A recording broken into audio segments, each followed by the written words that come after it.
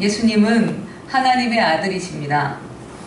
하나님의 아들이신 예수님께서 제자들을 가르치셨는데 예수님이 열정이 많으셔서 산에든 평지서든 어디서든지 사람이 모이기만 하면 말씀을 가르치셨습니다.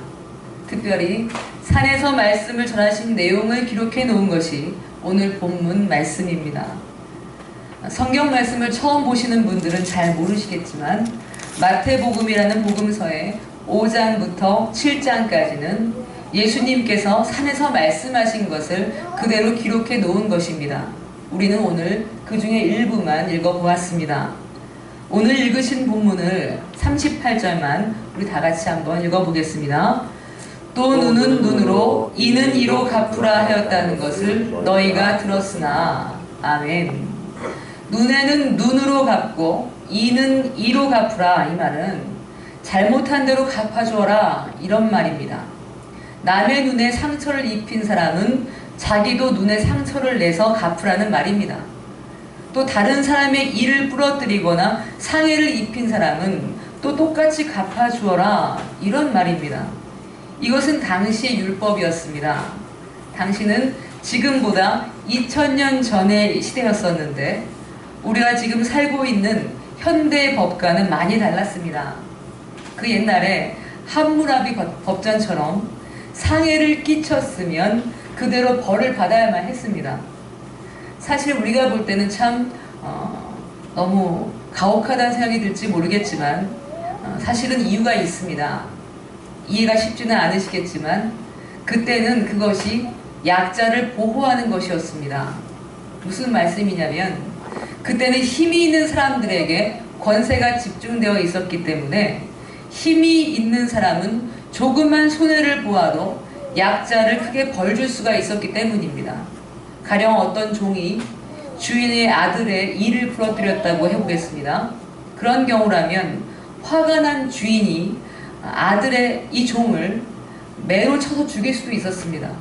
종은 힘이 없기 때문에 과도하게 벌을 받을 염려가 있었습니다. 자기 잘못보다 더 큰 벌을 받지 못하도록 눈에는 그대로 눈, 이에는 그대로 이, 이렇게 하라고 율법을 정했던 것입니다.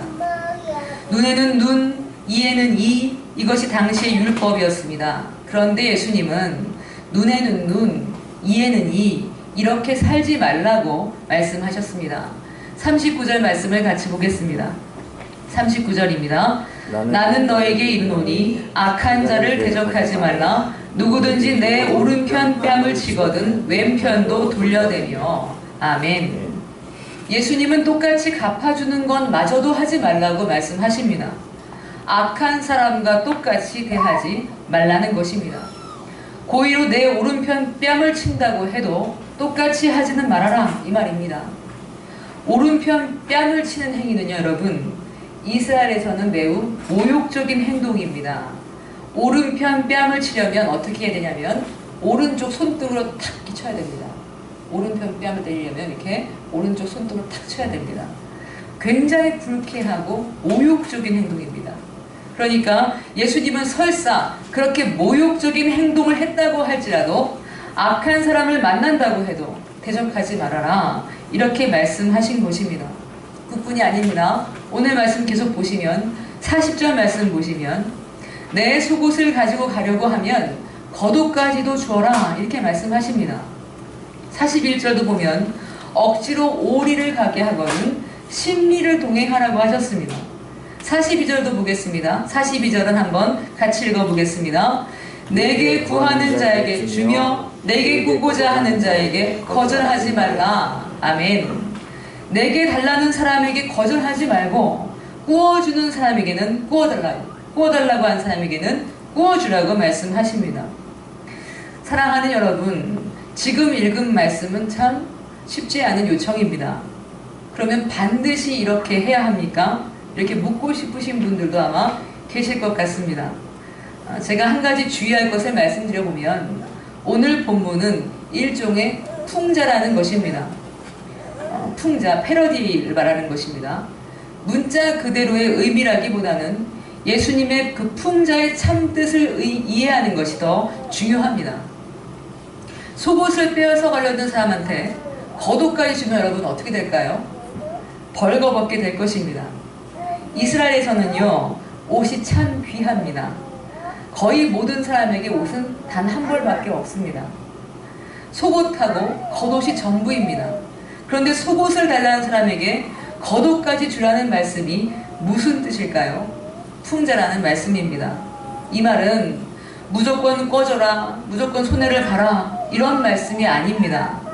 예수님의 이 풍자는 지금 우리가 옳다고 여기는 것에 대해서 한 번쯤은 다시 한번 생각해봐라, 이런 말입니다. 우리는 받은 대로 다 돌려줘야만 합리적이라고 생각을 합니다. 손해를 봤으면 변상을 받는 게 마땅하다고 생각합니다.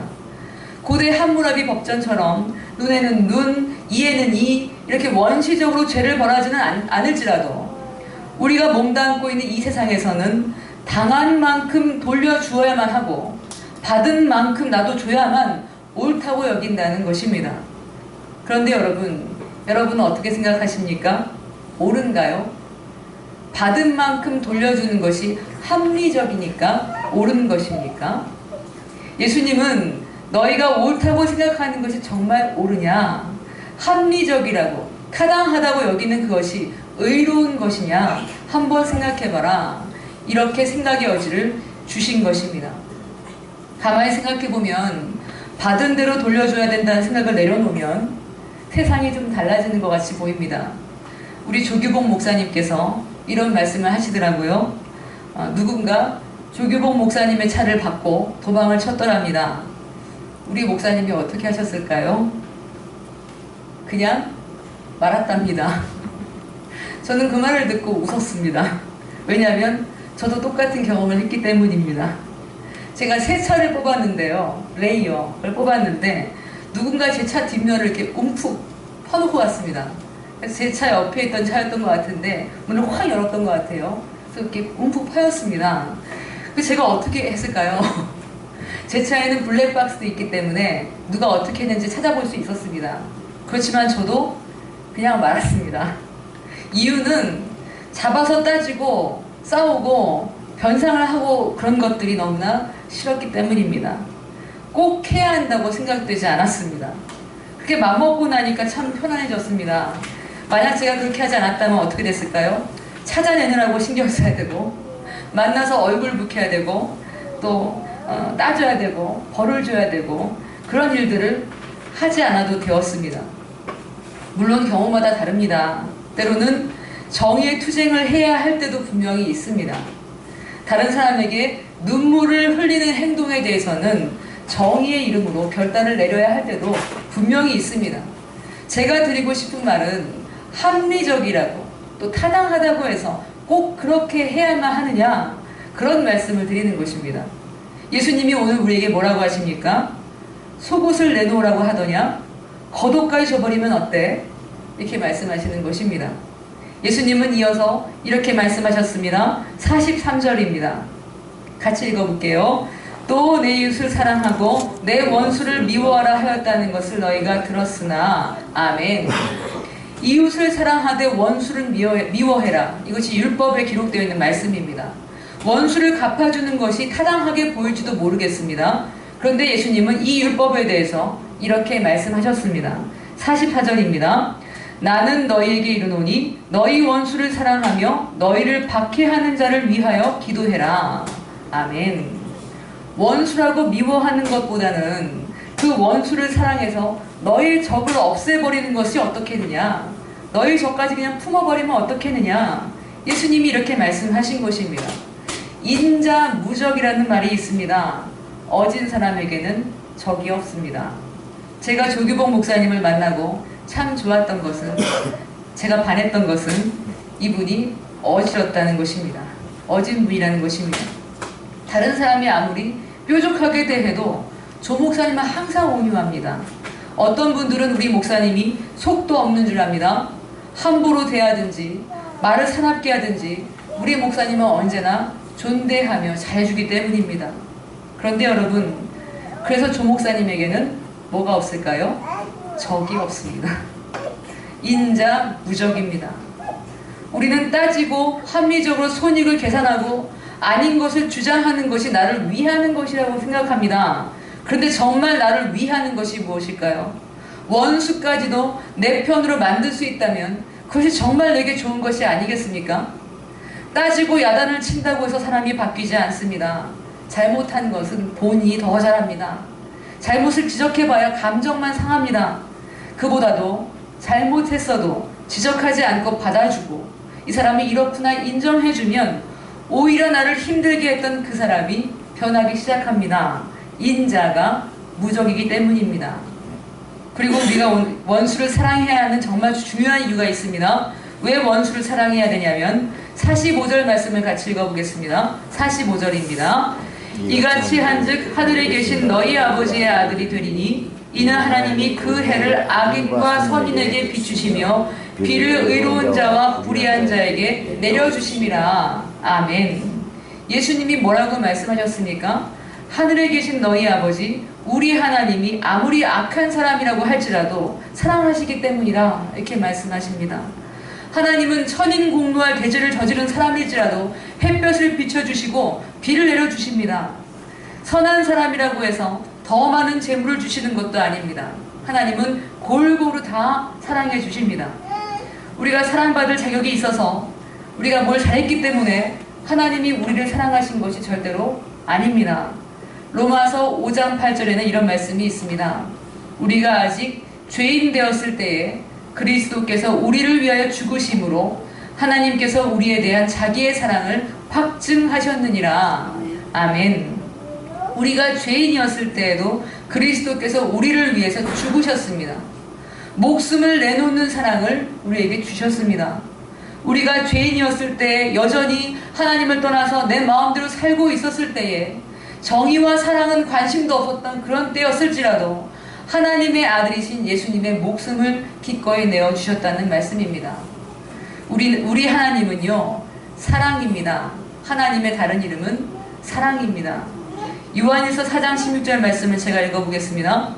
하나님이 우리를 사랑하시는 사랑을 우리가 알고 믿었노니 하나님은 사랑이시라. 사랑 안에 거하는 자는 하나님 안에 거하고 하나님도 그의 안에 거하시느니라. 아멘. 하나님이 사랑이시기에 하나님은 사랑하면서 존재하시기 때문에 하나님을 믿고 예수 그리스도를 구주로 고백한 사람들은 사랑하며 살아야 한다는 말씀입니다. 48절을 같이 한번 읽어보겠습니다. 그러므로 하늘에 계신 너희 아버지의 온전하심과 같이 너희도 온전하라. 아멘. 이 말은 하나님이 온전하신 것처럼, 즉 하나님이 사랑하신 것처럼 너희도 사랑해라, 이런 말입니다. 사랑은 내가 희생하고 고통을 받으면서 해내는 그런 것이 아닙니다. 사랑하는 것은 약하거나 부족한 것도 아닙니다. 사랑한다는 것은 거룩한 성자라 할 수 있는 그런 것도 아닙니다. 사랑은 본디가 사람이 살아가는 존재 이유입니다. 우리를 창조하신 하나님이 사랑하시고 하나님을 닮게 창조된 우리도 사랑을 해야 행복하고 사랑해야 모든 사람과 화목하게 살아갈 수 있기 때문입니다. 오늘 예수님이 우리에게 질문하십니다. 46절부터 47절도 같이 한번 읽어보겠습니다. 너희가 너희를 사랑하는 자를 사랑하면 무슨 상이 있으리요? 세리도 이같이 아니하느냐? 또 너희가 너희 형제에게만 무난하면 남보다 더하는 것이 무엇이냐? 이방인들도 이같이 아니하느냐? 아멘. 사랑할 수 있는 사람만 사랑하면 인자 무적의 기쁨을 누리지 못할 것입니다. 뾰족하게 이기적인 마음으로 살면 내려놓았을 때 평안함은 얻을 수가 없습니다. 아무런 상이 없습니다. 합리적으로 따지고 조금도 손해보지 않으려는 삶에는 은혜가 없습니다. 하나님이 주시는 복을 누릴 여백이 없기 때문입니다. 사랑하는 여러분, 인자무적, 사랑하는 사람, 어진 사람은 적이 없다는 옛 가르침처럼 오늘 예수님께서 우리에게 말씀하십니다. 원수를 사랑해라. 하늘에 계신 너희 아버지의 온전하심 같이 너희도 온전해라. 예수님의 말씀을 묵상해 보시는 복된 한 주가 되시기를 예수 그리스도의 이름으로 축원드립니다. 기도하겠습니다.